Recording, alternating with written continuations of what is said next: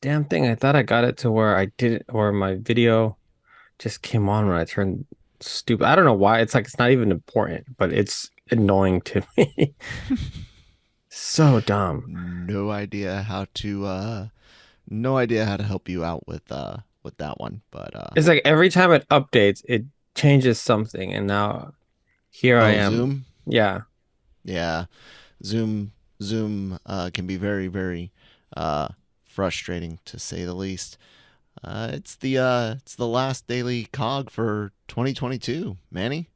Yeah. That's it. A whole nother year, even though we we missed out on a bunch of the early part of the year. But hey, we came back strong, and been having a good time. So let's start it. Hello everyone, welcome to the daily cup of genre here on the Genreverse YouTube channel and Genreverse podcast network, wherever you get your podcasts from, like Google and Stitcher, Spotify, SoundCloud. We used to be there. No, Spotify. I already said it. See, brain injuries are fun. I'm Kyle. That's Manny. And yeah, I hope everyone has a good, safe New Year's Eve and a good start to your new year, your 2023. Everyone's going to be talking about things that in the year in review and things coming up in the future. Manny and I are kind of cheating today. We'll talk about past stuff, highs and lows of this year today. And then on our first show back after the box office numbers, we'll talk about the year to come, 2023. Yeah, man. Overall, how, like, as far as entertainment goes, just in general, Manny, how do you feel about 2022? Was it a win?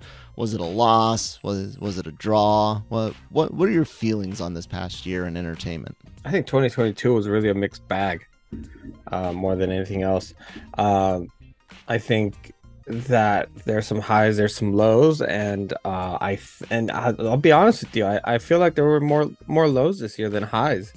That just I can agree. just very interesting to watch things develop, from streaming services realizing that studios realizing the streaming services are not It's making not enough money. sustainable.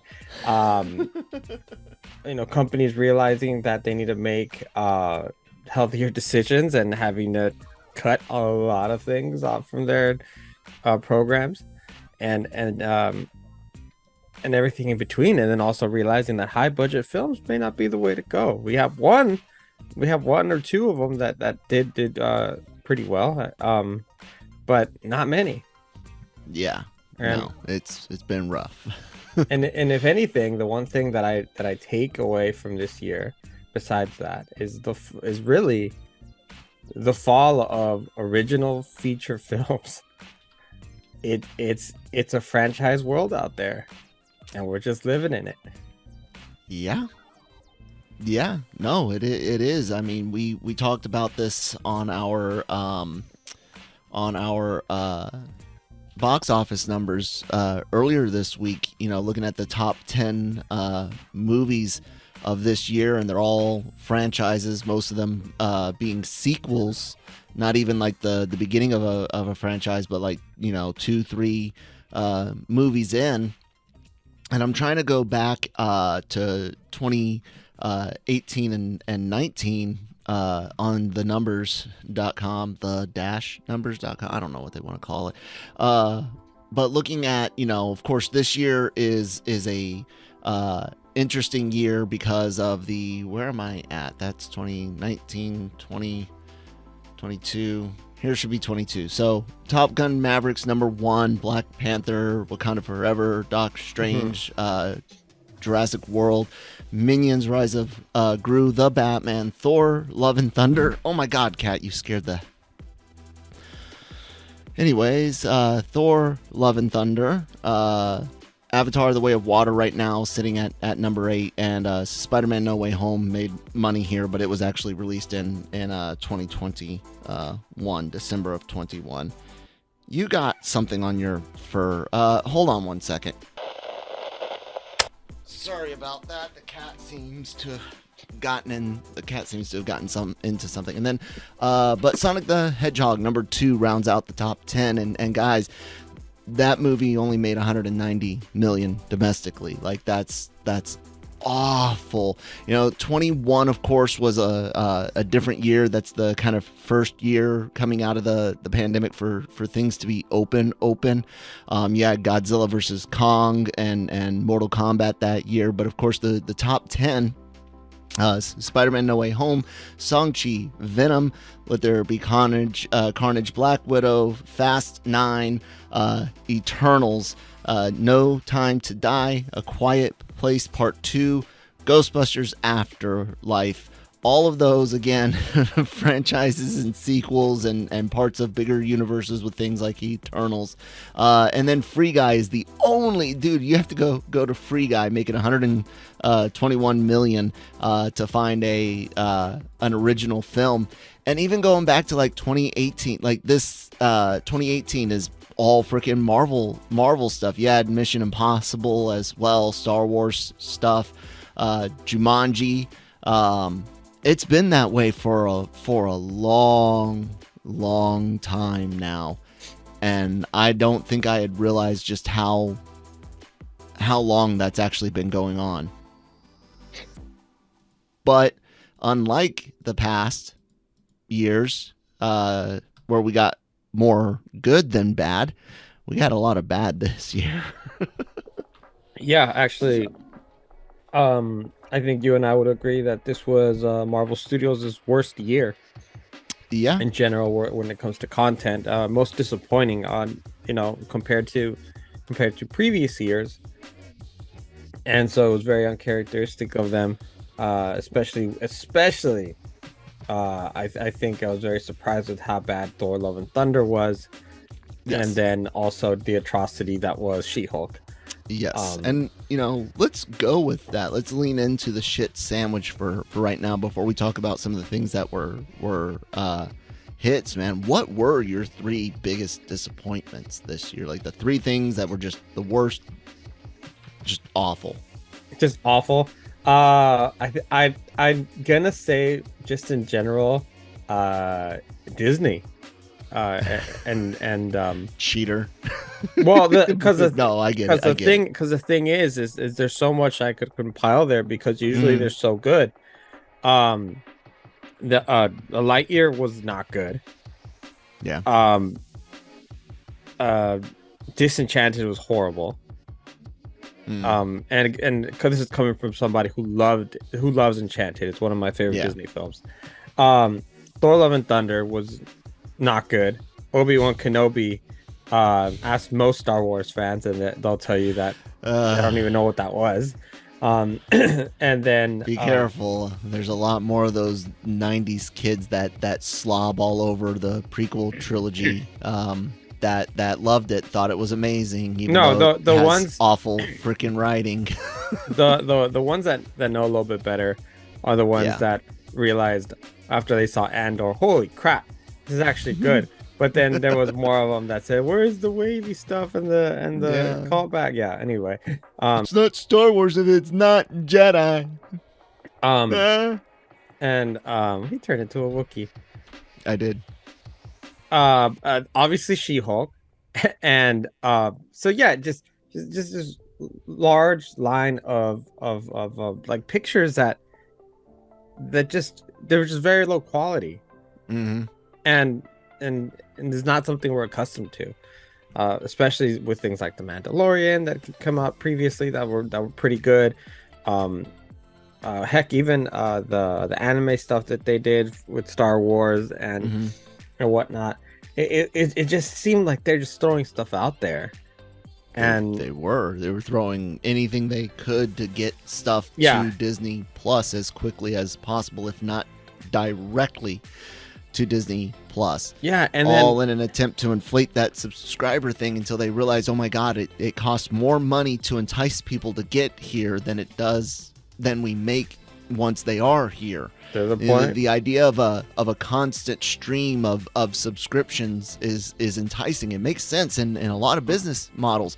Having someone locked into a monthly thing is a good idea, but only if your costs of keeping them don't go up. Yeah, and that's the thing. People want more new content, not just a back catalog. I like to tell you guys this, but the best thing streaming entertainment can do is just provide a back catalog, because there's no overhead on production. All they're having to do is either maintain some rights, and then of course maintain the hardware for the servers and distribution. That's sustainable, but that's not what people want. They want more news, and I get it. I want new stuff too, but I love my back catalog. I got books of DVDs still that I can go pick up, hop in if it's not available on streaming, or if it's been removed, you know? Anyways. You done? Yeah, I'm done. Yeah, so it has to be, well, Disney was one of them. I think the other one I already talked about a little bit. We don't have to get into it. Is really the fall of the original film. I mean, yeah, if I think a couple years back at how much Bullet Train would have made, or you know, a movie like that. I mean, we have to go all the way to number 12 on the top movies of 2022 to Elvis to get something that's original. The Batman doesn't count because it's a franchise as well. Yes, I agree. But shout out, I guess because those are my three. Oh no, and then my third one is people are just rabid. Bastard-coated bastards with just bastard filling. Absolutely rabid. First of all, people are very quick to be triggered and to take things out of context and to respond immediately with just hate. Mm-hmm. And it's funny because it's like, well, I'm not sure if you understood my full statement about it.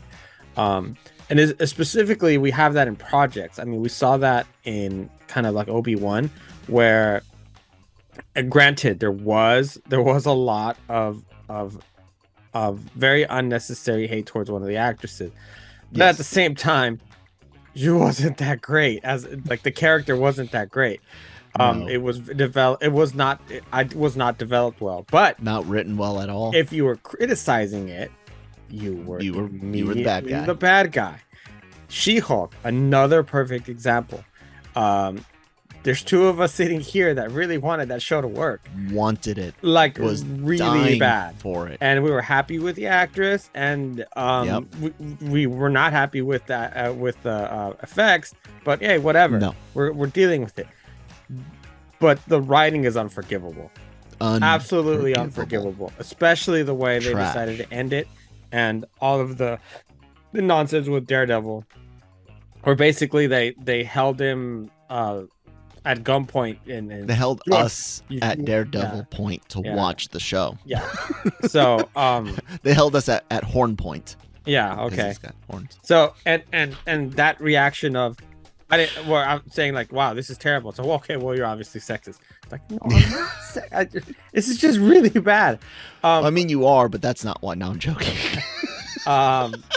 It's really just and then fast forward over here to the end of the year. Look, nobody was happy, including me, that Batgirl got canned. Yeah. I'm still very unhappy about that. And there's always that fool in me that hopes that somehow that'll get released, but that'll never get released. No. That's gone. But as unhappy as unhappy as I am, what Warner Bros. Discovery has been doing, I've been happy with, mainly because that needed to happen one way or another. After all of the ups and downs that Warner Bros. Have been through with ownership, from one hand to another, to someone running DC, to nobody running DC, to who's running it, then to apparently The Rock running it for 10 minutes. It needed an entire cultural change. It needed an entire reset, because it's a huge mess. It is a huge mess, and unfortunately, that's going to require wiping the board clean, starting fresh, which means probably getting rid of most of the actors. And I'm sorry, but it had to happen. But oh my god, especially and I don't know what it is about these Snyder Bros that I'm given their attitudes, I'm pretty sure they're also Republicans, and they vote for Trump. Because the way they come, I know a lot of really dumb people on both sides with awful entertainment taste. Like there's a whole nother show we've got here on called Breaking Geek, and those guys are in my opinion great guys. I love my team that I produce for. Their entertainment views are whacked. So, but they're not violent. Calling for violence against gun or anything like that. Yeah, I mean, some of the stuff I see from them online is ridiculous, and the point was that BGR is mostly people left of center politically. Anyways, carry on. they're really good people. Yeah. So my point being is just in general, like, one thing or another, there's so much hate, so much backlash and not liking things. Instead of being able to embrace different mediums and different shows and different movies for what they are, and maybe they're just not for you, and that's okay, because that's what they're here for. That's why there's different things, and so I just really think that and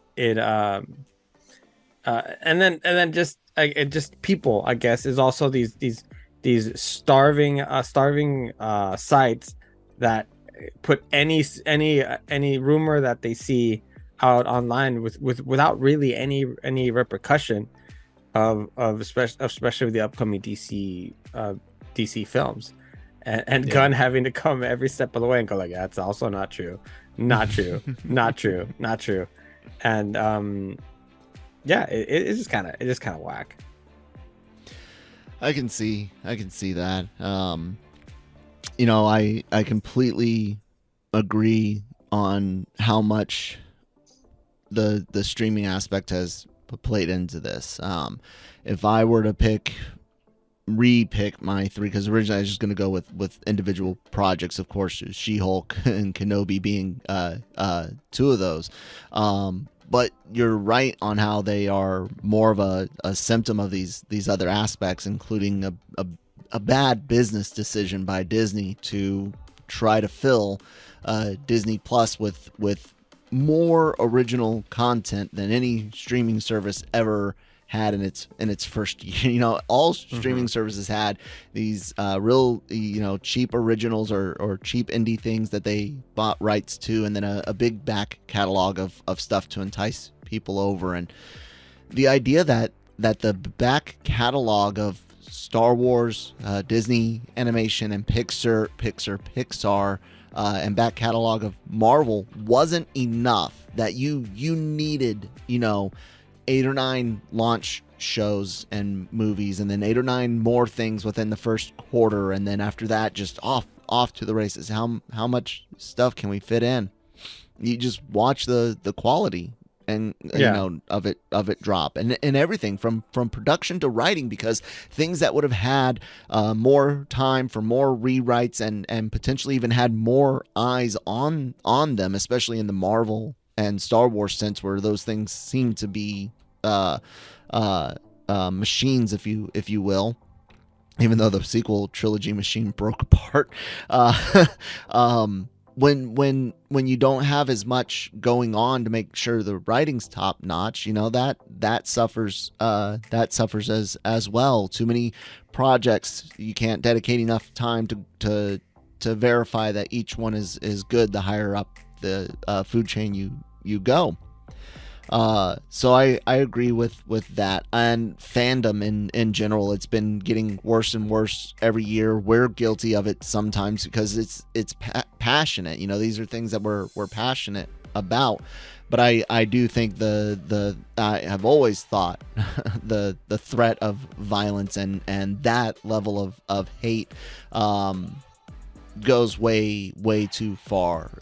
And people have taken early 2000s, late 90s edgy internet internet sniping, using edgy language and stuff to an extreme these days, like even more extreme than it was back then, which totally sucks. But of course, I would have to say the biggest disappointment this year is just the box office returns, man. I mean, yeah, we're coming back. I knew it wasn't going to be some big like $10 billion domestic year or anything like that. Not likely, at least. But each individual film has been a relative disappointment, and that sucks, man, because we rely on movie theaters for that source of entertainment. We really like that, and when ticket sales aren't what they need to be to sustain them, they start shutting down, or they start catering towards premium experiences. So putting beds in a theater, I've seen that now. The dining and drinking in the theater, where now I've got to deal with people walking around with food trays and stuff while watching the movie.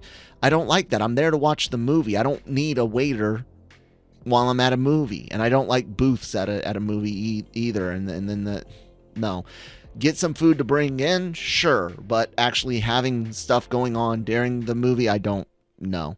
But regardless, you're pricing out the general audience eventually. When every experience is a premium experience, you're pricing out a lot of people out of the theater experience. And that's what movies are about: sitting in a room with a bunch of other people and being told this story, and then reacting to that story together.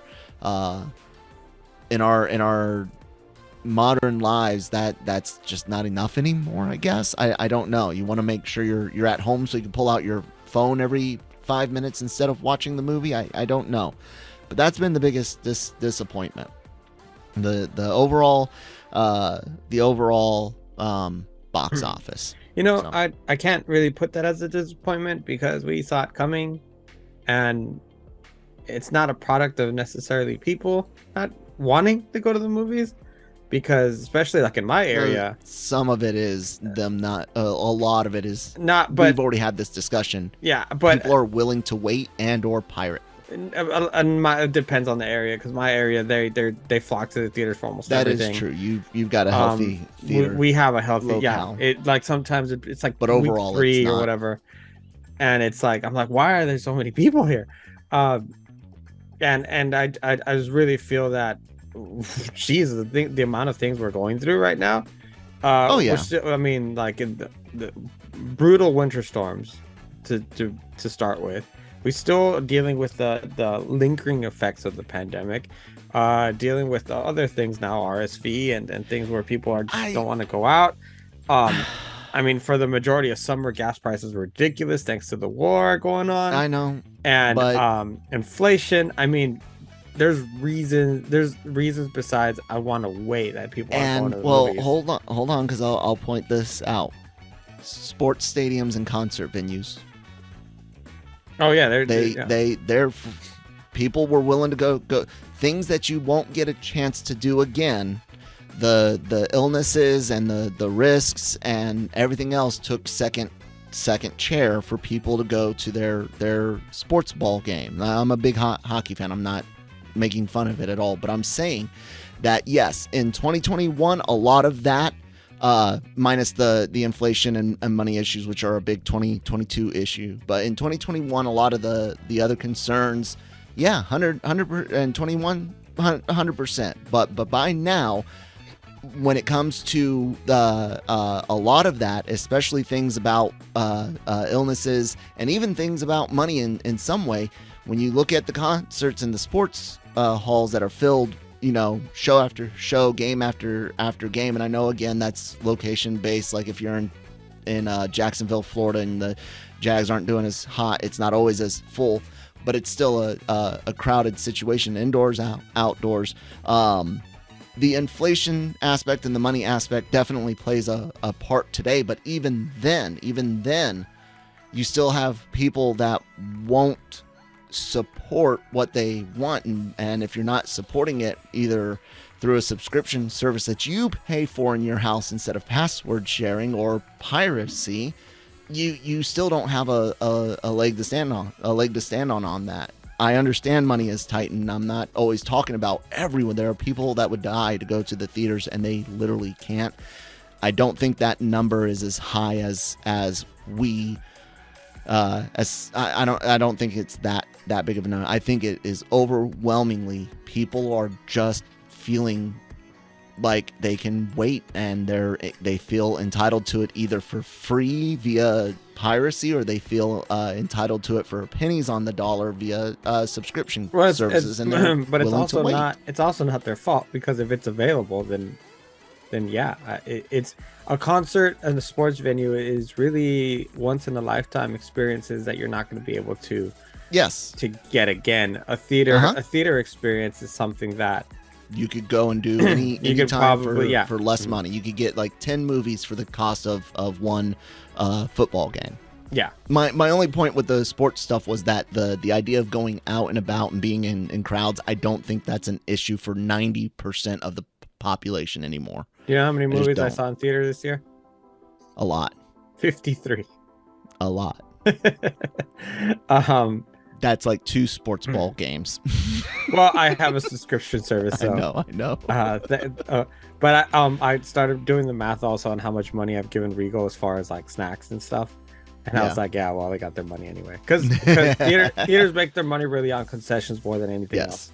So, that's why they need people there. Yeah. Yes. So regardless of how much a ticket costs. Yeah, but I think you and I know that this is the new normal for theaters. And which sucks, man. That's what's so disappointing is we can't ever go back. We can't even find a better hybrid. It's only gonna get worse. People are gonna be priced out of theaters. But certain theater chains have really made an effort to really change and to adapt. And I think it's also taken people a little bit longer to adapt because they don't know what these services are. I'm constantly having to help people. They're like, oh, so what's 40X? It's all like, oh, it's this. What's Screen X? What is that? What is VIP? What happens? And then I describe it, and then they're like, okay, and then they go try it, and then they come back and go, wow, that was so different. I got to eat all the popcorn I wanted. There was ice cream, and the stuff was like, it was such a comfortable experience. I'm gonna do that again. Or learning that different screen, and it's something I have a lot of fun with. Teaching people, like, yeah, depending on the movie, you choose a different experience. I was like, a Top Gun movie, you want to be really wrapped around in it, you use a Screen X. A movie like Jungle Cruise is kind of like an adventure, and you want to be in it, you want to feel it. Use a 40X where your chair's going to move, you're going to spread with water, where you're going to feel the wind and the smoke and everything, and so it enhances your experience to a level where it's like, you know what, all right, this was definitely worth the bang of the buck. Mm-hmm. So but that's the only reason why I couldn't put it in my disappointments, because I felt like there were bigger disappointments because but I guess when it comes to like the streaming stuff, we did see it coming too. It just sucks to be right. Well, let's shift gears and get into some of the positives, man. What were your top 3 things for 2022? I'd say my, and this is weird because I'm gonna say, hey, sir. You're gonna say hey, sir. I mean, hey's good. It's probably better for horses. My cat's over there doing cat stuff. Sorry. I don't know how to word this right, but I'm a Schmidt. Let me throw something at him. I need to find something to throw at him. You got to keep an army of plushy stuff nearby. I have him. Okay, he stopped. Somewhere with a combination of I guess Netflix and Amazon is one of my positives for this year. Just releasing just really good stuff. and it seems like they really not worried about any of the other streaming services, and really I don't know. Amazon did their big Rings of Power thing this year, and that was meant to be a big, like draw type deal. well, I thought it was. I enjoyed it quite a bit. Most of it. And so there's all the stuff, they're really established now with like stuff like The Boys. They have Jack Ryan, they have Lord of the Rings, they have Wheel of Time. And they have so much, and especially their biggest thing was being able to acquire Thursday Night Football. Because Americans, we know damn well that they're not missing their football games. And it saw one of the biggest days of Amazon Prime subscriptions on the first day of Thursday Night Football. Granted, Thursday Night Football games are never the greatest. Yeah. But me like my man with ball, so so you have to, but plus anyways, like everyone has, or as British people call them, egg ball. Because it's true, it's shaped like I don't understand. Anyway, real football is the soccer, which is what we call it here in America. America. Therefore, it's soccer. Point being, it's found a way to like, look, we're a streaming service, but we don't care about how well our shows do because we have this giant shipping business, which you will have us for anyway. Yeah. But they put out some good stuff. I'm very satisfied with what they do, and it's been nice. And then Netflix, I mean, like they've had some like real bangers, especially at the end of the year. Roald Dahl's Matilda, the musical, was like incredible, man. Like I did not expect that to be so good. It's just done very, very well. The original movie was cute. My sister was a big fan of it. Oh yeah, the original movie was great. The book is great. But that I did not expect it to be that good. Guillermo del Toro's Pinocchio, to me, is the best version of Pinocchio I have ever seen. Not to mention, it doesn't matter, even if it was in dead silence, the puppetry alone, the artwork that goes into that. Just amazing for work. filmmaking. Yeah. Yep. Yeah. Disney wishes they can make a Pinocchio film that way. and so to see Glass Onion, Knives Out was just fun. Absolutely fun. And Netflix was able to acquire the rights to that movie, and as far as I know, the next one. And it's just those whodunit things are kind of fun. Stranger Things. Some of these moments that the last season gave us. And then just the notion that we have to wait like 10 years for the next one is insane. I just put that as a down too. The only thing Netflix did wrong is they had the audacity to put Morbius on their streaming service.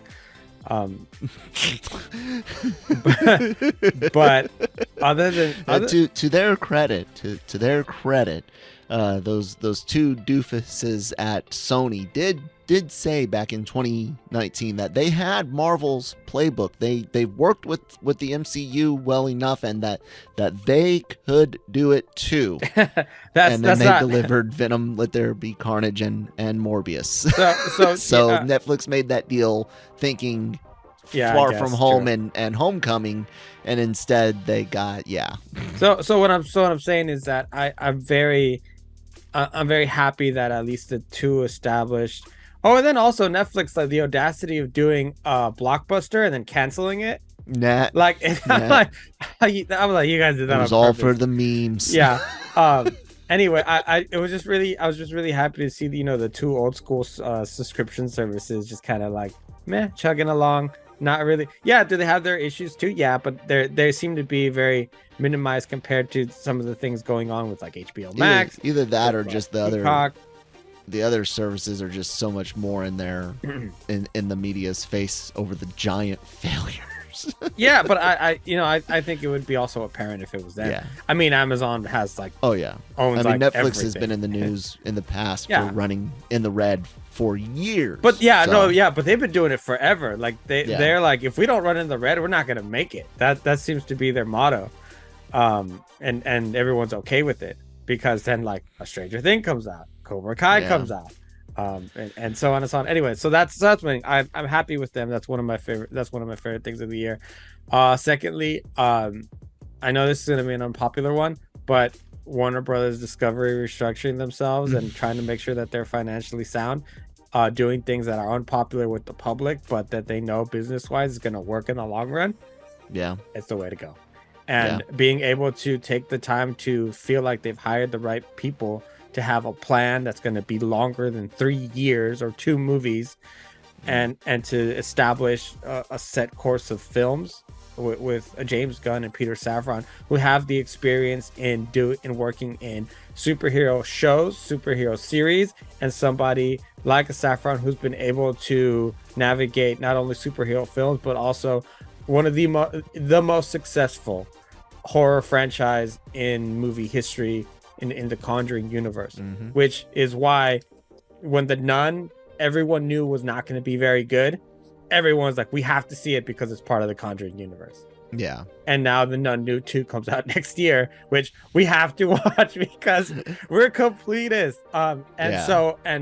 So seeing that develop and seeing that a little bit more responsibility on their end, I enjoy it. I like it. And yeah, we have some baggage next year that we got to get rid of. We got to make some money somewhere, guys.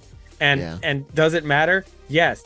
Each of these movies coming out next year matter because, like comic books, not everything connects, everything ends, and new story arcs happen all the time. But of course, y'all don't read comics, so y'all don't know that. Yeah, it happens all the time, guys. Hell, an event just ended over at DC that's pretty much gonna like reestablish everything again. Actually, I'm not 100% sure. I haven't finished it, but point being, it's going to end in something new starting, a new creative teams, new everything. And this is exactly what's happening. It's normal. Just because Marvel's now like chugging along in phase 5, but giving you like a really terrible phase 4, it doesn't necessarily, it doesn't mean that. Yeah. I was very happy to see that because as a DC fan, I want DC content. Yeah. And so I'm excited, and the fact that Gunn is passionate enough to respond to a lot of these rumors makes me happy. And then my third thing is horror movies, man. Really kicking butt. Really kicking butt in theaters. Are they in the top 10? Nope. But I mean, there's Nope, for example, at number 14, which is Nope, it's at 14. Yeah, but it did 123 million domestically, which is nothing to sneeze at, especially for a Jordan Peele film that came in the summer with a million other things. A summer horror movie should not do that well. It did. And I was very happy. Smile was ridiculous. Smile was Smile and Paramount. They figured things out a little bit because they said we're going straight to streaming, guys. And then they started putting it on the festival path. Yep. And it did really well. So they said, just kidding. We're going straight to theaters only. And I thought it was going to upset people. It didn't. People just went to the theaters. Yeah. And for the longest time, it did really, really well. The Black Phone is another horror. One. Horror is that genre that even when it's not supernatural, when it's just, you know, something like a Jigsaw or Scream or something like that, right? That the dark room experience, the size and sight of the screen and the sound matters more than a Adam Sandler comedy or a Meg Ryan rom-com or a Morgan Freeman drama. Like none of those, all of those, I get it when people are like, I don't need to see that in theaters. You still should, but I get that you don't need a big screen for that. But horror, oh my God, even when it's not flashy and sci-fi or supernatural, man, the theater experience rules. So I hate to tell you I need my son to hurry up and not be a wuss. I'm joking. He's only 9. He's entitled to be worried about it. He is getting better though. He likes some zombie stuff. Anyways, my daughter has been conditioned now. So as a matter of fact, this was her first year we allowed her to watch Krampus. We just watched. What did we just watch the other day? That was like, it was a little bit more. I don't. The point is, she's conditioned to horror. I actually did that even younger. Yeah, Before I we was tried. yeah. He was just very not into it. So Yeah, no, she loves. She's watched. We we've showed her different things to kind of get her up there, and the different experiences, why these movies matter, and things like that. yeah, So she's there. But we need her to be 13 to take her to the next level. As a Hispanic dad, doesn't mean anything to me, but from out of respect to my girlfriend and her views, we've slowed it down a bit, because in Mexican households we watch whatever the dad's watching, which meant yeah. that at age, like, I don't remember how I was, I'm watching Silence of the Lambs with my dad. I saw all sorts of stuff way too young. Not Yeah, just with my dad, but his brothers. My uncle, uncles are even worse. Kevin, Uncles are was absolutely a the worst. huge horror fan. I mean, I think I saw Demon Night, like Tales from the Crypt, Demon Night. Oh the year yeah, it my came Tales from out. the Crypt. Yeah, Yeah, that was a man. bad one. So just that was got to be elementary, middle school. so yeah, so just to wrap it up, because I know you gotta tell me yours. So yeah, Black Phone, Scream, Halloween Ends, which wasn't that great, but it's still a draw. Yeah. Barbarian, and then Terrifier 2, which did ridiculously well for what it was. I love the fact that horror did so well. I felt like it had a really great year for especially because horror is not expensive to make. No. So when it underperforms, it's like, it's a horror movie. But most of the time, because of the budget, it's like, yeah, it did really well. And it's like, no, it didn't. It's like, yeah, but it only cost this much to make because we just had a guy with the mask running around. Pretty much. So yeah, Yep. horror. That's my top three: There you Netflix, go. Netflix and Amazon. Some streaming successes. Warner Brothers, and horror. Well, I'm much more wanting to stick with three things that I actually super enjoyed as far as individual projects instead of aspects, even though I joined you in the downers similarly. So three things. I picked an anime, I picked a movie, and I picked a streaming series, right? The anime, absolutely 100% Chainsaw Man, a love letter to cinema, a love letter to anime, and a brilliantly well executed first season. Like literally probably one of the best first seasons of any show ever. It's phenomenal. I cannot sing the praises of Chainsaw Man enough. And it's despite the violence, it's not even about the violence. Oh, no. You guys gotta see it.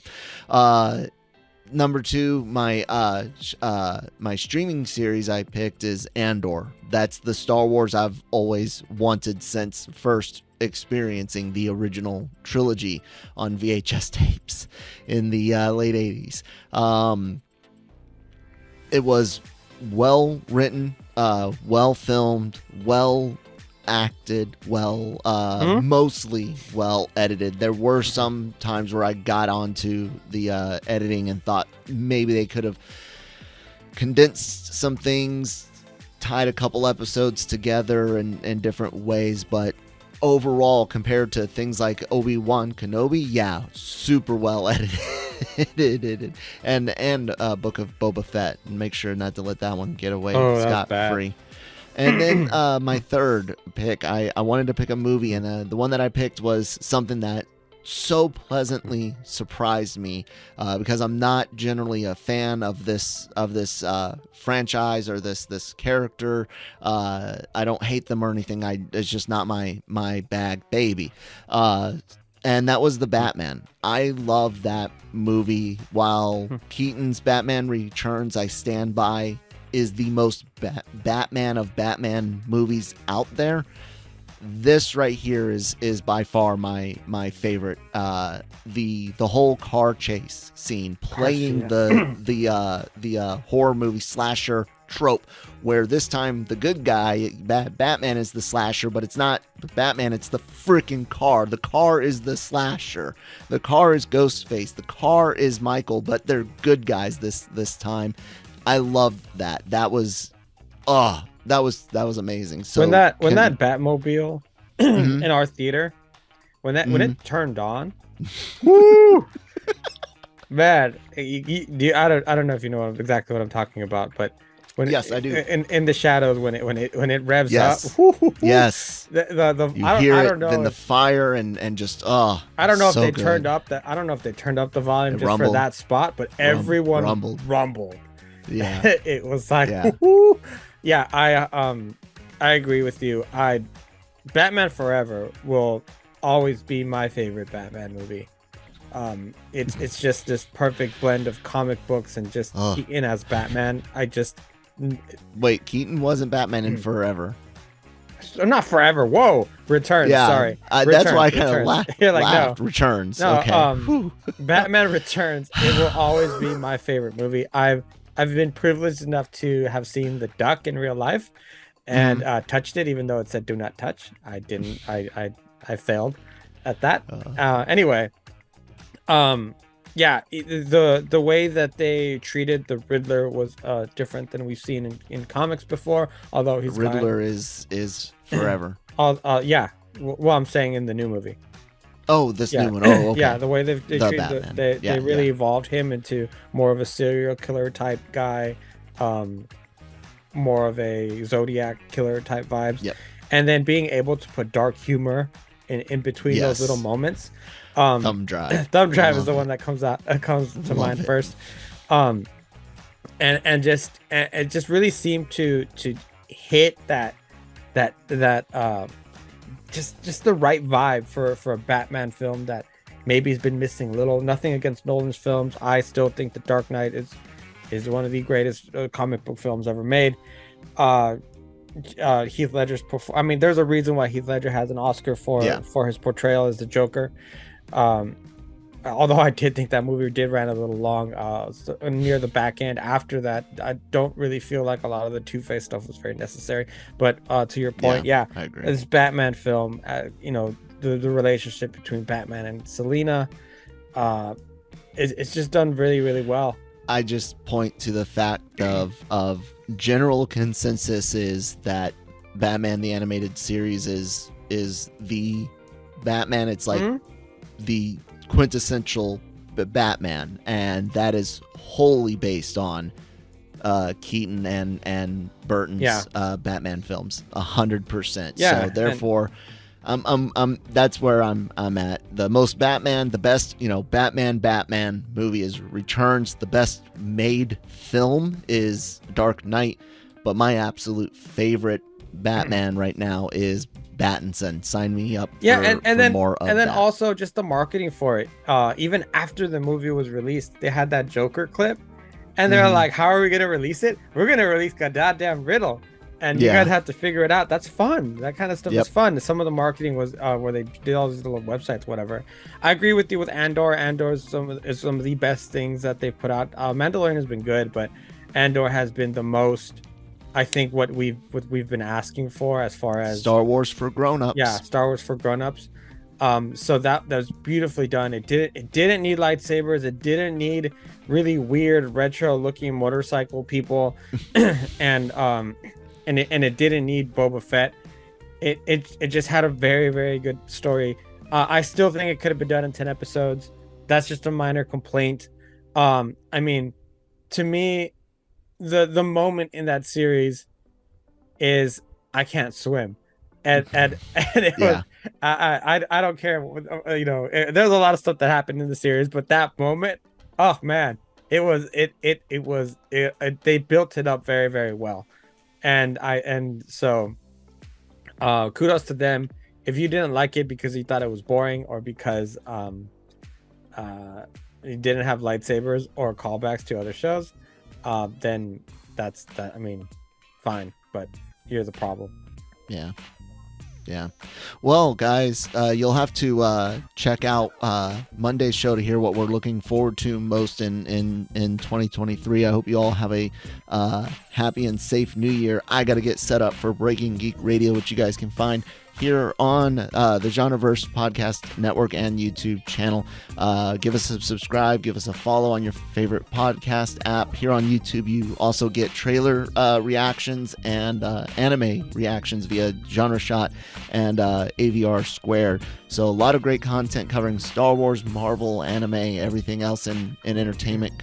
Of course, go to the website lrmonline.com where you can access all of the shows again, written reviews, news aggregation and opinion pieces, celebrity interviews, and more. Any last words, Manny, for 2022? Good riddance, and let's get 2023 on the roll. All right, guys, we'll see you next time. Bye.